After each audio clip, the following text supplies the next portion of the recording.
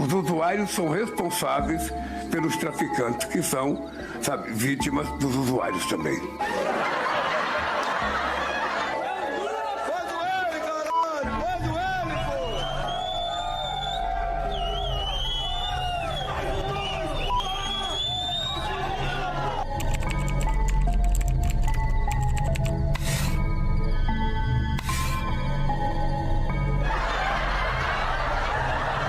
Se você vai no supermercado aí em Salvador e você desconfia que tal produto tá caro, você não compra. Esse Moro aí, mano, esse cara aí é mesmo, mano. Ele veio pra atrasar. Ele já começou a atrasar a votação do PT. Então você vê que o PT com nós tinha um diálogo. O PT tinha um diálogo com nós cabuloso, mano. Eu fiz uma pergunta para ele, eu não fiz uma pergunta, eu perguntei ao companheiro Xi Jinping se era possível ele enviar para o Brasil uma pessoa da confiança dele para a gente discutir a questão digital e sobretudo o TikTok. No picadeiro de casa, o palhaço começava a se fantasiar. Sorriso sem graça, expressão de choro, a camisa amarela com verde parecia vibrar, mas era só reflexo da luz fraca. E no palco da sala, nas telas dos aparelhos, ele digitava como quem implora por boas notícias. O palhaço não entretinha, ele resistia.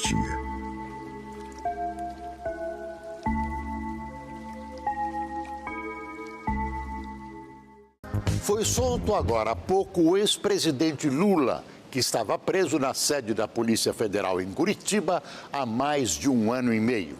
O ex-presidente foi um dos beneficiados pela decisão do Supremo Tribunal Federal, que entendeu que réus não podem ser presos em segunda instância. Em 2019, o Supremo mudou a regra do jogo. Agora, criminoso condenado não vai direto cumprir pena depois da segunda instância, não. Só depois que o sujeito rodar por tudo quanto é tribunal. Até a última instância é que o martelo bate e a prisão começa de verdade. Quando o Supremo decidiu que só vai pra cadeia depois que acabar todos os recursos. Não foi decisão para um nome, para um partido, para uma cor. Foi decisão pro sistema inteiro. E quando o topo fala, parceiro, o resto do sistema se ajusta. A caneta mexe com mais força que o fuzil. Essa decisão valeu pra geral. Bandido pé de chinelo, empresário engravatado, político, juiz aposentado. Todo mundo. O sistema é assim. Muda pra um, muda pra todos. Mas a rua só lembra do nome grande. E naquela época, tinha um nome gigante cumprindo pena pela regra antiga. O ex-presidente Lula. Estava preso com base na lógica da segunda instância. O tribunal confirmou. Cumpre pena. Só que aí, a regra virou. E quando a regra vira, parceiro, o tabuleiro vira junto. Se o cara ainda tem recurso pendente, ele não fica mais na tranca. Sai. Sai porque o sistema manda sair. Sai porque a lei, naquele dia, mandou abrir a porta. Sai porque Brasília decidiu que prisão só depois do fim do jogo. E o jogo dele ainda estava longe de acabar. E foi isso que aconteceu. Não teve fumaça secreta, não teve operação de madrugada, não teve coronel cochichando no ouvido de ministro. Foi a regra. E a regra no Brasil, parceiro, muda quando o Supremo quiser. Os senadores de oposição conseguiram 41 assinaturas para protocolar um pedido de impeachment contra o ministro do STF, Alexandre de Moraes. O ministro Gilmar Mendes, decano do Supremo Tribunal Federal, suspendeu hoje trechos da lei do impeachment que tratam de regras para afastar ministros da Corte. Agora, caberá apenas ao Procurador-Geral da República. A abertura de processo pelo Senado só pode ocorrer com o apoio de 54 dos 81 senadores, 2/3 do total, um número muito mais alto do que os 21 previstos anteriormente. Eles alteram o regimento interno em 2023 para mandar esse caso para a primeira turma. Caso de prerrogativa de foro, desde sempre, é plenário. Eles alteraram o regimento interno para mandar para a primeira turma. É óbvio que esse é um processo montado para o bolsonarismo, para tirar o Bolsonaro da urna. Óbvio.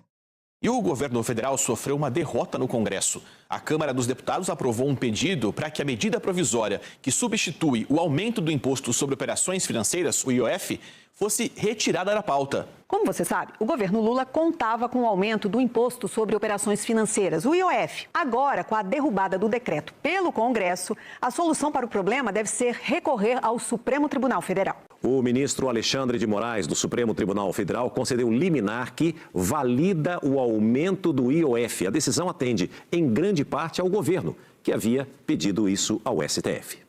É vergonhoso o que está acontecendo aqui nesse Senado aqui. É vergonhoso. Vai decidir por decisão monocrática, sem ouvir o seu próprio colegiado, no caso do IOF, o ministro Alexandre de Moraes, sem respeitar 513 deputados, 81 senadores que representam o povo que foram eleitos e os seus estados. Então tem que ter uma resposta.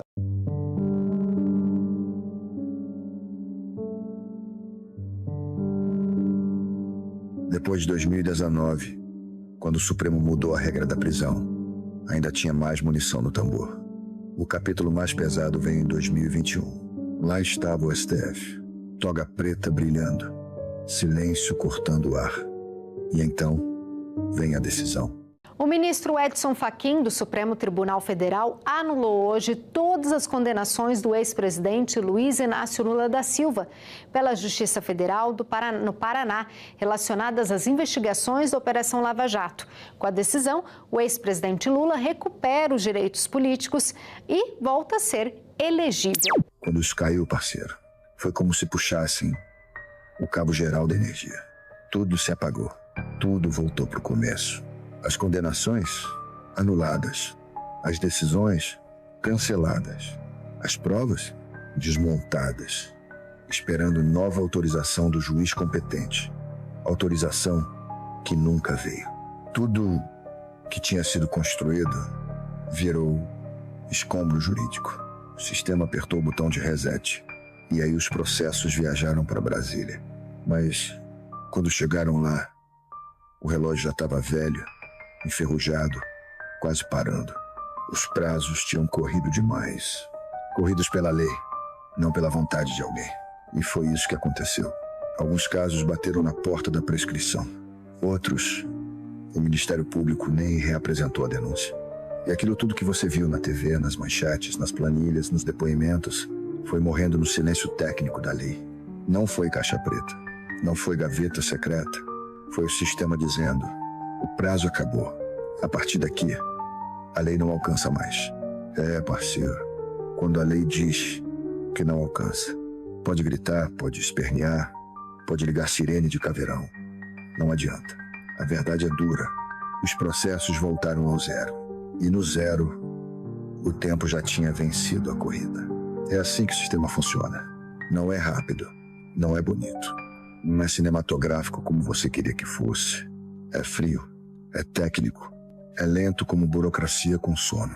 E se você não entender isso, você nunca vai entender o Brasil.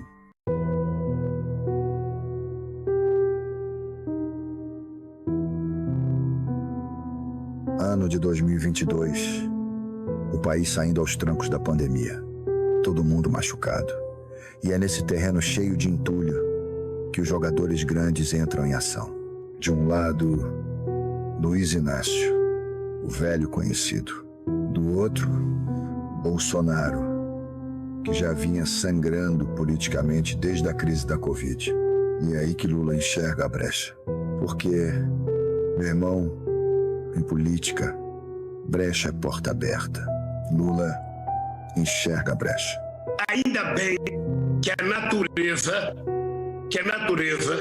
contra a vontade da humanidade, criou esse monstro chamado coronavírus. A crise do coronavírus vira munição de grosso calibre. Ele parte para cima do Bolsonaro, chamando o cara de tudo quanto é nome. Fascista, genocida, miliciano, é acusação pesada, lançada para colar no imaginário do eleitor. Isso aí é tática de guerra psicológica, parceiro. Não é discurso, é operação. O núcleo político dele sabe que o país está emocionalmente vulnerável. Transformam cada falha de gestão, cada fala polêmica, cada crise hospitalar em narrativa eleitoral. E quando o inimigo está enfraquecido, você aperta mais. Estratégia pura. Maximizar desgaste. Vincular responsabilidade. Usar a dor social como combustível político. No meio desse fogo cruzado, Bolsonaro tenta reagir. Usa a propaganda, chamando Lula de corrupto, de ladrão. Discurso que já vinha de anos. Só que aí entra o TSE.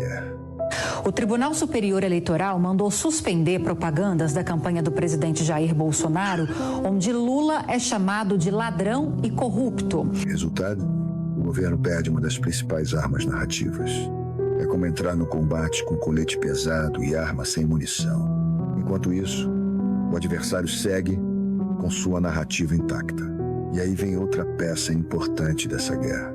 O ministro Alexandre de Moraes. Ele determina que perfis da direita parem de associar Lula aos casos Celso Daniel e PCC. Censura, justiça, estratégia jurídica. Eu não estou aqui para julgar. Estou aqui para relatar o efeito no campo de batalha. Com a decisão, um lado inteiro da trincheira fica silencioso.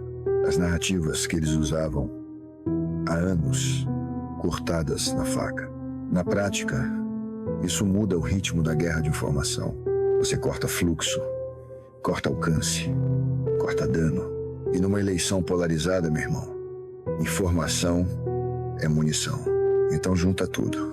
Lula explorando a pandemia como arma política. Ataques pesados contra Bolsonaro. Propaganda do governo barrada. Conteúdos da direita proibidos. E o ambiente digital controlado como zona de segurança máxima. O resultado é um campo de batalha simétrico. Cada passo tem que ser calculado. Cada palavra vira risco.